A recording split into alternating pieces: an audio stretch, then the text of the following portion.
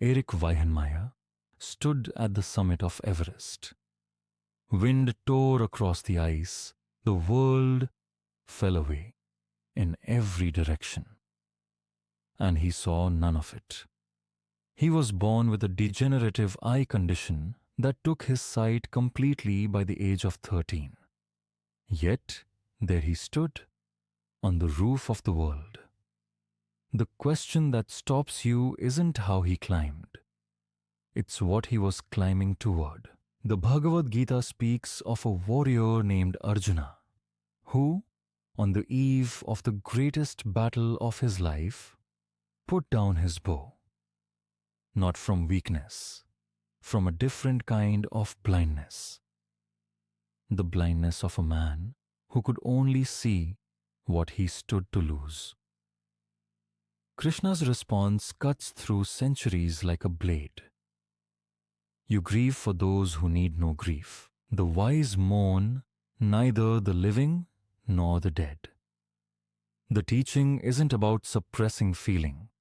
It's about seeing past the surface of things, past fear, past limitation, to something steadier underneath. Erik lost his sight gradually, then completely.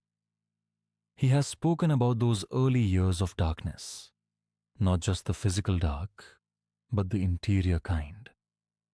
The grief of a boy who once saw mountains and now had to learn the world through his hands and feet and the sound of wind, shifting against rock faces. He didn't overcome blindness by pretending it wasn't there.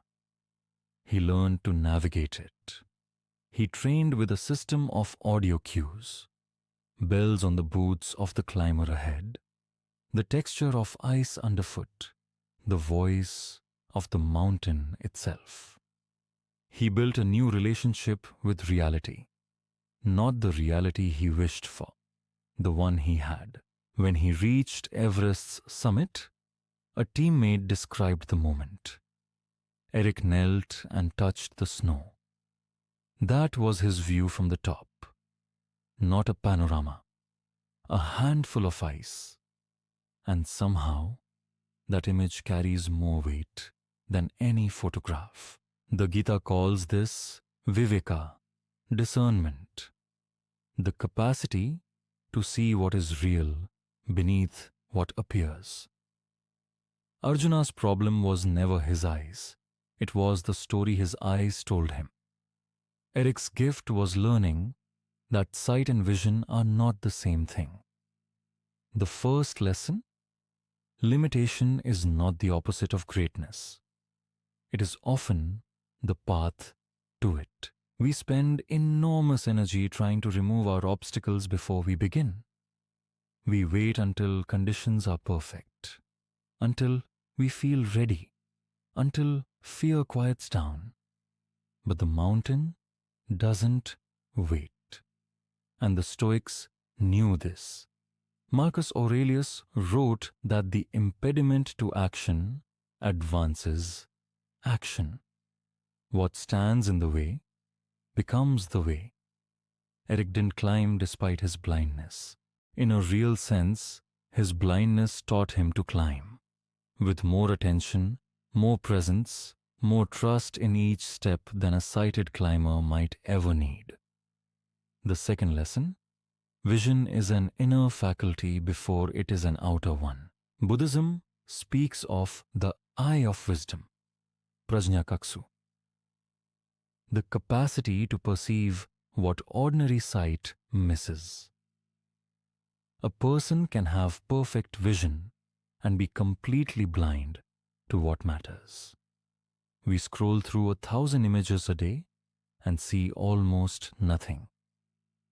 Erik, touching snow at the top of the world, saw everything because he was fully there. No distraction, no distance between himself and the moment. Here is the practice. Tonight before you sleep, sit for 5 minutes without your phone. No screen, no input. Close your eyes and instead of trying to see something, try to feel where you are, the weight of your body, the temperature of the air, the sound of the room. This is what Erik learned to do with an entire mountain. You are learning to do it with one quiet room. The Gita calls this pratyahara, the withdrawal of the senses inward, not as escape but as return. When you stop outsourcing your awareness to the world outside, something steadies inside. Do this once, then again tomorrow. The practice is not dramatic, but over time, it changes what you see. A blind man touched the summit of the highest mountain on earth and called it beautiful. Not because he was pretending, because beauty, at its root, is not something you see. It is something you meet with your whole self, without armor, without conditions. The ancient teachers knew this. The mountain was always a metaphor. The climb was always interior. And the summit, whatever yours looks like, is not a place you arrive at. It is a quality of attention you carry with you. Touch the snow. Feel where you are. That is enough. Subscribe to LifeVeda for daily wisdom that transforms your life.